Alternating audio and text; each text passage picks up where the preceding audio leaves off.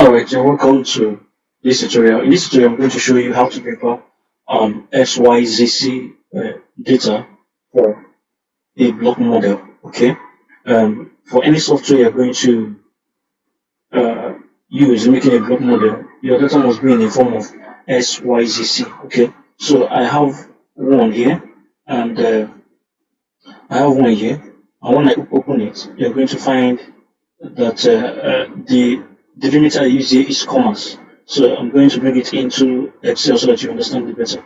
Alright, so I've opened Excel. Under data, go to data, and then uh, uh, get, there are different ways to get this data. You can choose to open it and Control A, copy everything and paste it. But it's going to paste everything in one column.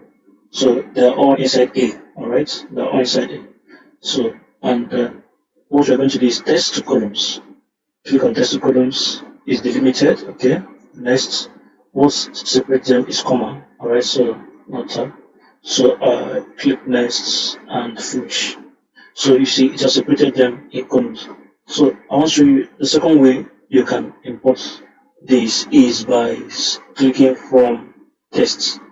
Is it from test? Yep. Click from tests. Import test file. The file is in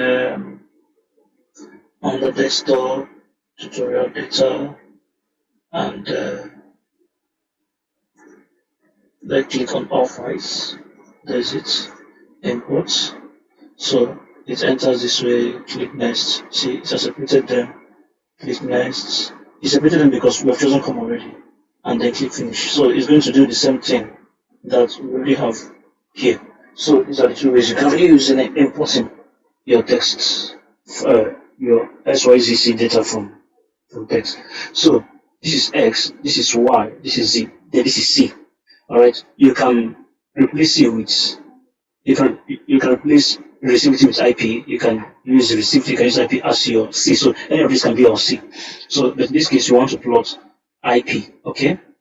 In the last video, we did resistivity. Alright, so I'm going to show you how we prepare this XYZ data. And I want you to remember that in making an XYZ data, formally, this is, we're going to use some illustrations here. So alright, so with this example, this drawing, I'm going to explain the format of an XYZC data. Okay, so to put the data in XYZC format, you know now we're not dealing with 3 variables, we're now dealing with 4 variables to make a 3-dimensional block model. So the x shows the distances from the 0 point in the x direction on the xy plane. Alright, the y shows the direction from the distance from the 0 station, okay, along the xy plane in the y direction. Alright, the z is showing your vertical distance from the 0 point, whether you're going down or you're going up. So xy is reading in the east-west direction, x is reading in the east-west direction, okay. This one is increasing towards the east, y is measuring towards the north-south direction, okay. This one is decreasing towards the south. Alright, so this is the xy plane, and now we've added a z, and within this z now we now have data points within this 3-dimensional space. We now have data points floating within the space, all having a z property, an x property, and a y property. So their distance. So now with this blue line, I represented the distances of this point from the z reference point, from the x reference point, and from the y reference point. So we can see that on y, that this point is around 4, alright? 4 along y, it is 3 along x, around 3 along x, and along z it is 5.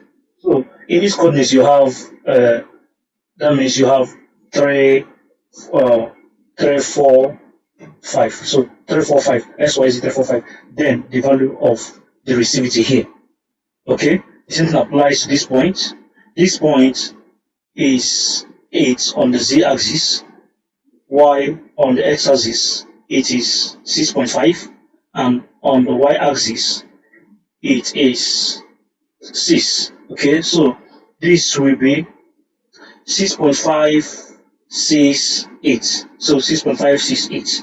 Then the value of the resistivity. Okay, so the same thing applies to all this point. Now, when you are arranging your data in XYZ format, whether you've gotten it from different resistivity 2D resistivity planes, or you did a 2D whatever 2D survey you carried out, whether it's in sounding, whether it's magnetism, whether it's any form of data that you can plot on XYZ plane, you will be able to represent them here. So now, you know, for every x equals to 1, we have y equals to 1, 2, 3, 4, 5, 6, 7. So for this x equals to 1, we have 1, 2, 3, 4, 5, 6, 7. So for x equals to 1, okay, we have 1, 2, 3, 4, 5. For x equals to 2, we have 1, 2, 3, 4, 5. For x equals to 4, we have 1, 2, 3, 4, 5. So for x equals to 5, we have 1, 2, 3, 4, 5, 6, 1, 2, 3, 4, 5, 7, 1, 2, 3, 4, 5. So just like that. And for z equals to 0, we are taking this plane. So on this plane, for example, where z is equals to 0, on this plane, we have x equals to 1 for 1, 2, 3, 4, 5 in y, x equals to 2, 1, 2, 3, 4, 5 in y, x equals to 4, 1, 2, 3, 4, 5 in y, and so on and so forth. So you're going to arrange your data like this so that at every point is the reference with a XYZ coordinate. So this shows that that all this data here, all these data recorded here, are all in Z naught plane. So they are all in the Z naught plane. Why all this? Why when we come to a point where we have y equals to 1, 1, 1, 1, 1, 1, that means x and z will be changing, while y will remain stable and not change. All right. So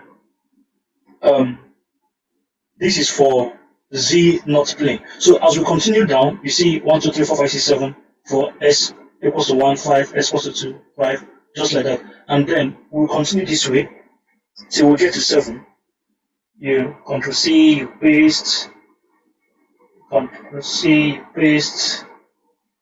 So now we have 6. Scroll down. We now have 7. Scroll down. So we stop at 7 because our x, the maximum, is 7. Okay. So and then remember that your z, we are still on the 0 level. 0 level z plane. Okay, so let's just copy any random numbers and paste as our data value. Okay, so now that we've gotten for all z naughts, alright, so we go to all z equals to 1. So now we go to all z equals to 1.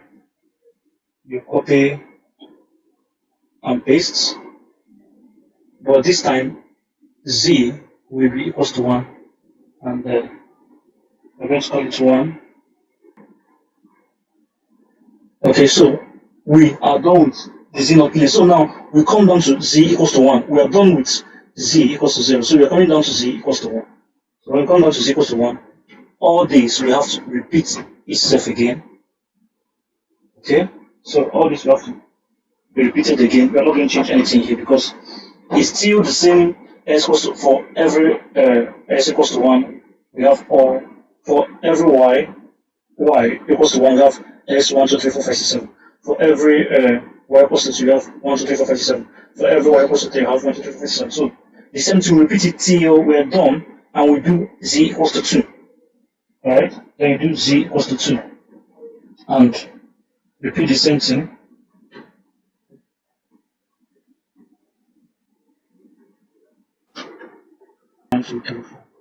Once you get the format of your Xyz, once you get their code, just you now start imputing your received value for every one of them. So just make sure that when you're taking your 2D data, your slow session, maybe there's a line, you run your profiles, whether it's a 2D data point, whether you did a winner investigation, a slum measure investigation, as long as you can plot your data, combine all your lines, and find all the x, find all your y's, find all your z, alright, then start imputing their resistivity. So it's kind of a tricky bit, is doable. I did it here. So you can see that for my x, I have all these values. This is the length of my profile is 230 meters, alright, and my electrodes were at 10 degrees, my data points were 10 degrees apart, 10 meters apart, which also shows that my electrodes were 10 meters apart. You understand? So they are 10 meters apart, and then each of them, I took the y value, alright, on the pseudo section for each of these points along the whole lines. So for every y equals to 47.5. The pseudo section, the vertical is y into the pseudo section. The vertical is y into the pseudo section. So the new y in this 3D now becomes the distance between all the parallel pseudo sections that you have. So make sure that your lines are in parallels, okay? In parallels, or we have parallels and perpendiculars, which are cross lines. All right, so that if you have cross lines and thin lines, for example, your survey 91, 92, 93, 94, 95, and 96. So this is your x value.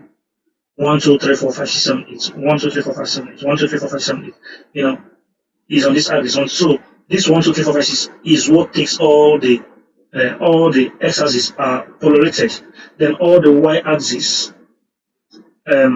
is also correlated. The y-axis now becomes the distance from here. This is 0 point to this 10, maybe 10 meters apart. Maybe the lines are 50 meters apart. Right? So this one becomes 0, 10, 20, 30, 40, 50, which makes up your y-axis now. Okay? Which makes up your y-axis. Then the z becomes that y on your pseudo section. So z becomes the depths here. So this 1, 2, 3, 4 becomes all these depths. You combine it from 0 to 50 or whatever depths they give you. Now, the contour, the plot, the data points inside is now your C. Alright, is now these points that are plotted inside. So for every X, get its Y and get its Z, and you plot them this way.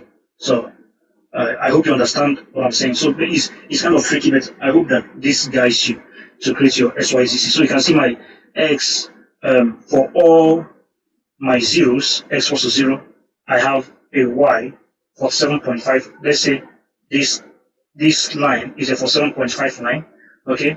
And for X equals to 15, let's say here, we have for 7.5, or for 7.5, we have X equals to 1, 2, 3, 4, 5, 6. In this case, 0, 15 to 5 plus 5 plus 5, alright? Going this way. And then this one, the hash association is minus 42.5, okay? And then it has all its x variables, x, 5, 15, 20, 25, 30, 35, 32, 25. Same applies for this, which is the black association, okay? You have its 5 to 5, 15, just the same way. Then your light green, which is 325, it is this. Just like that, you keep on going. See, data is many. You keep on going till you have. So it's simple when you understand your data. What I would suggest for you to do is bring out all your X first. This is a large data. This is a large data I got from a survey. So uh, I hope this guy is here. Right.